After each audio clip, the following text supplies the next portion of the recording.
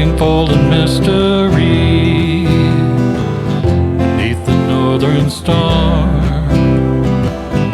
looking for the pot of gold at the rainbow's end, hoping that I find it soon beneath the gypsy moon. Welcome to Be My Guest. This is Jan Lewis. Today we have from Boylston, Massachusetts, we have Chuck Abdella, and he is an author. He has written the Outcasts series, and these are, Chuck, you describe them as fantasy and sci-fi at the same time, Yeah, right? sort of fantasy with a twist, Jan. Fantasy with a twist. Fantasy with a twist. Now, which one of the series came first? So book one is the one with the fire sword there. Okay, this is Yep, this is so- the first one yep. right here. All right, and that's the first one of the Outcasts. So that came out last year, and then the sequel this actually one. just came out in August. The Darkest Forests. Mm-hmm. These are thick books. Yeah, the typical of the genre. Yeah.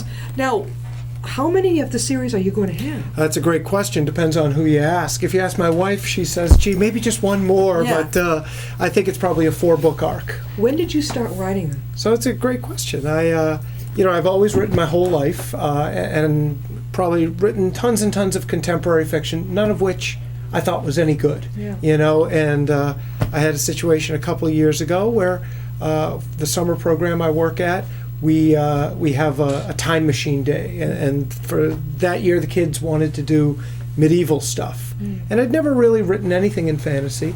And I'd read a little bit, but I wasn't an avid fantasy reader, and I sort of did the writing for that, and thought, and then a couple of years went by. I'd write down some ideas in a notebook, and then I had a situation a few years ago where I had to have vocal surgery, and I couldn't talk for 3 weeks. Vocal surgery? I'm a teacher, and so what the doctor said, gee, after singers, teachers are our number one business. Because you're always talking. Always talking. Like what do they call them, nodes growing? Yeah. So it was a polyp. So now in June, right after school happened, I finished. I had the surgery. I couldn't talk for 3 weeks.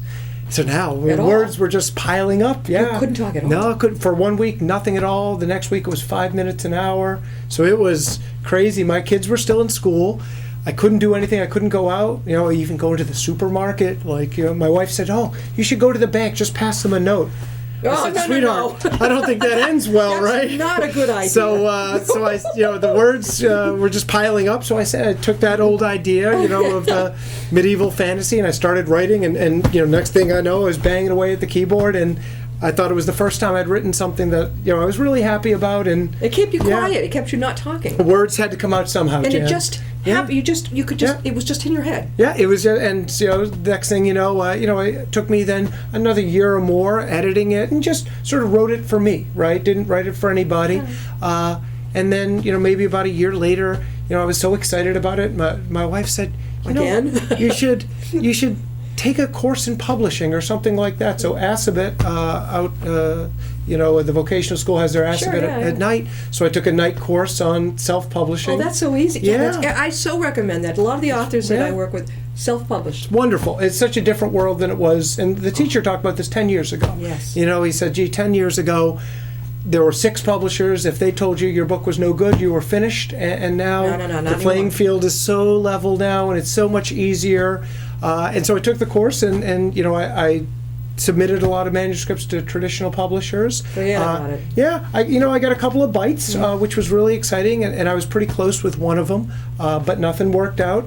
And so I went ahead and my oldest daughter, who's 10 years old now, she said, "Dream big, Dad. Dream big." Yeah. So I put it out there, and I've been really happy with the response. A lot of people liked it. I've got all kinds of good reviews.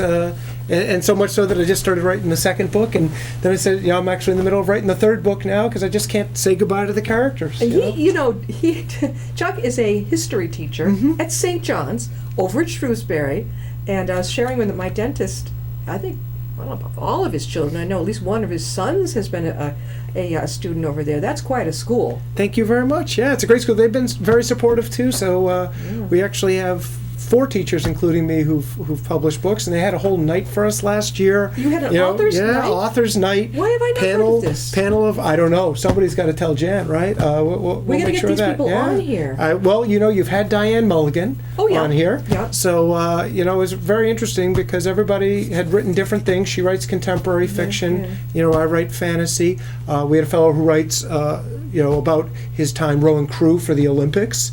And then another guy who wrote a book about Abraham Lincoln. So we had a panel discussion. Students, parents, alumni all come and came, watch. and they asked us questions. It was Was this very before your interesting. surgery? This was after the This was surgery. after Yep. the So surgery. this was after the first, in between the 2 books. When- So before St. your- John's has been very, very, very supportive. But now, before your surgery, were you really nervous about that surgery? Oh, sure. That's a scary Were you asleep surgery. or Yeah. awake? Yep. They put you asleep Okay, for so it. you didn't Yeah. have to worry about it. But it's one of those things where bad thing happens and good comes out of it, right? Oh, I different. would have probably never had the time, Or the yeah. or to sit there and I would have probably busied myself with a lot of other things, Yeah. and I sat down and write it. And, Now, as a kid, you never knew that you had a talent for writing? yeah, well, like I said, I always liked writing, and I always enjoyed writing, and I always thought I was pretty good at it. And I wrote poetry, and again, even when I was a younger kid, I probably wrote lyrics to songs, and I'd write in high school and college to entertain my friends. So I'd write, maybe 300, 400 pages, and put it in a 3-ring binder, and my friends would pass it around. Yeah. But the problem, Jan, was that I always wrote characters who were slightly different versions of people I knew, which is not particularly good writing. Again, I don't think anybody's writing when they're 16 or 17. Who should see the light of But it's day a always, start. right? You have to do it, Where'd right? you go to college? Boston College, And you majored in history. your history, and you've been teaching ever since. Yeah, so I went to grad school, and then after my master's, I went to St. John's, just sort of as a temporary thing, and that was 20 years ago. And 20 years ago? And I very much enjoy it. It's a lot of fun to teach. Now, So, all right, now we're going to yeah. get down to the juicy stuff here. The Ooh. book. Okay, The Outcasts. Book 1, The Lies of Autumn. What's this? Generally, give us an idea what it's about. Sure. So, your typical fantasy novel, right, is a group of disparate people getting together on an epic quest to stop a dark lord and all this stuff, right? As old as Lord of the Rings or older. So what I thought is, gee, what if a group of characters thought they were on one of these sort of tired quests to stop a dark lord, but they weren't, and they were the only ones maybe who didn't know. And so, what we come to find out as we go further and further in the book is much more complicated things are happening. They think they're on, some sort of traditional sort of quest, but turns out that things are not what they expect, and they end up on a very different journey entirely. So it has a real twist to it. there is a twist, and there's a lot of cliffhangers. A lot of the great feedback I've gotten from reviews is, the first book ends with a cliffhanger. A lot of the chapters do, and then same with the second book, and that's great because it's good feedback to hear. But yeah, a lot of things you don't expect, and Ancient and medieval scenery. yep, you get a lot of the history in it because I can't stop being a history teacher, and that's what I really liked about fantasy, Jan, which, like I said, I'd never written in. I'd always Yeah. written in contemporary stuff. Was it liberated me to explore all sorts of different things, to create characters who are real, because I don't know any wizards and Yeah. I don't know any elves, No. and and you can weave in past stuff or you can weave in contemporary things, but just twist it just a little bit to fit into that world, and you can sort of make up your own rules to this world as well because it's entirely your imagination. I So- love the way, authors are being very creative now, and I love the way you do your chapter. It isn't the standard in the center with the title. Yeah, yeah. This is to the side with it. And look at the thickness of this book. I mean, I wonder how long. Yeah, first book's about 400 pages. The second book's probably about 500. I don't think I think I'd probably return with the third book to about 400. But, you pick up some of these tomes that Jeez. George Martin writes. They're Oh. like 800, 900 pages. Now Or this- even Patrick Rothfuss or some of the contemporary fantasy authors. Book 2 of The Outcast is The Darkest Forest. Now, I like this cover a lot. Thank you very much. I know you have an art background, so I appreciate that. Thank you. Yeah. How'd you know that? Oh, I do my research He too, did his Jan. research. All right, did you choose both of your... Yeah, so what happened is, you can go on CreateSpace, right, and you can Yeah. sort of design your own cover. And one of the wonderful things about technology in 2016, and I think a lot of people thought, oh, technology is going to ruin reading, and I think it's turned out to be quite the opposite. So you can go on, and you can go on to Shutterstock.com and buy rights to photographs that other people have made. So, I started searching, and I found the fire sword Yeah, you here, got the which sword. is really cool. Yeah. And this is the forest. I Yep. love that. Yep. So we looked at it, and my wife actually has a pretty good eye for that stuff. So Yeah, spooky.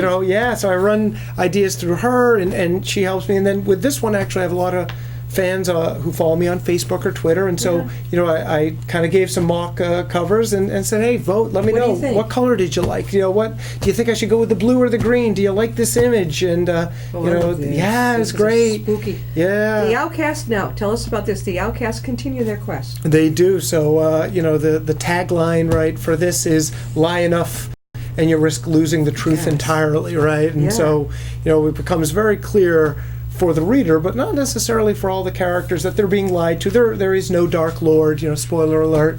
They're not on the quest that they think they're on, but, that doesn't make their quest any less important or what they're doing. And I think the message of the books is, hey, people who are very different can come together to solve problems, and even if it's not a traditional fight against evil, it's still a fight worth fighting. Are you going to have Yeah. time to consume another book, like to write another book? Yeah, so time is probably my biggest challenge. When people Yeah. ask me, what's your biggest challenge writing, Chuck? It's not the ideas which come all the time. They come in the car. They probably Do you keep they, a notepad right. in the They car? everywhere, Yeah. Jan. Notepads everywhere. Yeah. They come as I'm falling asleep. They come when I'm in the shower. They come when I'm working out. Yeah. They come, all the time. Ideas aren't a problem, and taming the ideas are a bit of a challenge because, Yeah. of course, they're in so many different places, and you're Yeah. trying to draw order from chaos. But I work full time. I have two daughters who are 10 and 8. I have, a summer job. What do you do? So I run a summer program in Maynard called College Academy. What is that? So it's sort of a academic camp, grades 4 through 8. So I've been doing that for a long time. So that's a lot of fun. It's where It's a lot of work, Yeah, too. it's a lot of work too. Oh, my God. And then I coach youth softball. I'm the president of softball in Boylston. So I work a lot there. So I'm a busy guy. So I still find time. And I Yeah. think part of it is being very disciplined and sort of saying to yourself, hey, it's Thanksgiving break. I'm going to spend time with family. I'm going to cook dinner. I'm going to do my schoolwork. But I'm also going to set aside some time to write. And my girls know that, hey, Dad's going to write for a couple hours here. So, please let me be. And Do you make a lot of drafts?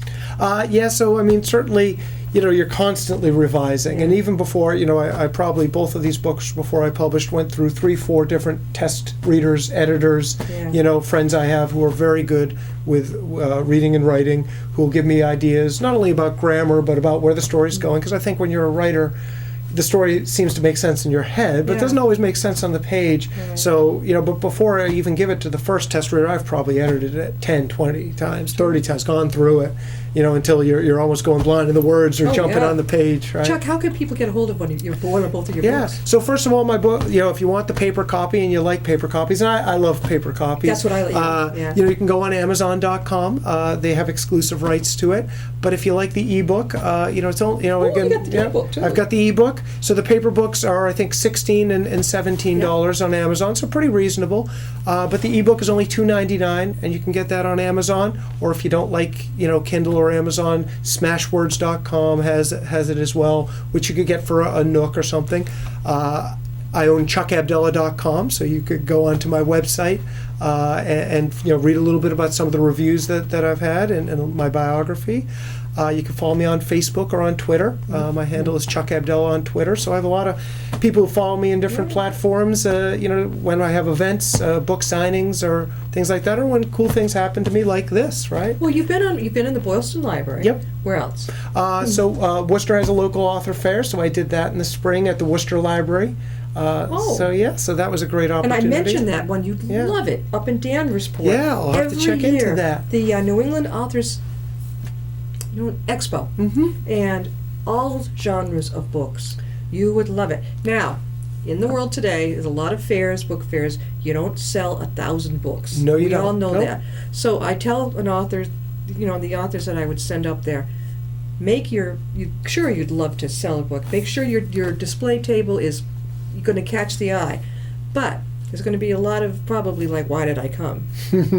get out there and have someone with you to watch your table. Get out there and walk around and meet the other authors, because once they know you, they may know somebody else who wants to connect with you. That's great advice, It's Jan. great. You know, and I know when I went to that Worcester event, I met all sorts of Yeah. wonderful authors, and I got hooked up with the Worcester Writers Group, which Yeah. may be very well where you found out about me. So yeah, I mean, it's great Yeah. networking. Like you say, if you go into it and you say, I want to write to sell thousands of copies, I want to be J.K. Rowling, or well, you know, good luck, right? Dream big, but if you just say, hey, I want to tell a story, I enjoy writing, it's a fun hobby, and I like to entertain people, and maybe people could spend a few hours reading this and escape their lives, which, you know, life is tough. You need fantasy, you need fiction, you need an escape. But Then you know, the thing too that's is the with goal. you, the story that you have too.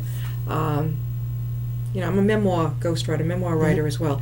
And when I hear somebody has a little different turn to their story, it's like you are a teacher, a history teacher, and then you had to have surgery. Yeah. And you, of all things for a teacher or an actor Oh, or somebody crazy. on television, not to be able to talk. I mean, I'd have to learn all kinds of stuff. And then you made it through that. 5 weeks, was it, of silence? 3 weeks without really talking. Yep. Oh my God. Yeah, it was nuts. And I had a then, whiteboard, Jan. I used to write Yeah, things. you had to do that. Yeah, but you decided now's the time to write. that's it. And then that took you about a year or so? Yeah, it was probably 2 years from when I started writing to when I actually published. So it would have been June of 2015 that book one came out. Did your doctors, your surgeon know about this? The surgeons are thanked in the book, in the first book. You know, They hey, are? yeah, Are they over at UMass? Thanks to it was Mass Eye and Ear. I mean, oh, you went out to Mass Worcester, Eye and yeah? Ear. I mean, Boston. Yeah, once they found out I was a teacher, they were like, "Oh, yeah, you need your voice. Let's send you to Boston. You know, that's where we want to go." But yeah, I mean, I think probably good advice for any situation when Yeah. you think something bad's going on. Some good could come out of it, right? And Definitely. for me, it was good, and That's a an lot- inspiration yeah. to a lot Yeah. of people out there. You know, if you are a writer, you want to write something, you know, let's see if you come down with a flu even, or Sure. something like that. Now is the time while you're kind of Forces you. incapacitated. Yeah. Sit there. I mean, I start coloring if I'm really sick, but when I am, you know, like, I'll start doing coloring. I'll listen to radio talk shows. It's time just to sit there and creative. And it's very difficult to force yourself to have that time, you know, without Yeah. some sort of outside force. So it's been great, and I think people's feedback and support in the town of Boylston, you know, St. John's community, BC has been really good at promoting me. So you yeah. went up to BC. Yep. So they promote me on their Twitter and you know, in their alumni stuff. So I mean, it's just been really, really satisfying. And then you read the reviews, and people, sometimes even people you don't know, right? Have, you know, on Goodreads and stuff like that, have enjoyed the story. You know, that's satisfying. And We could get you out to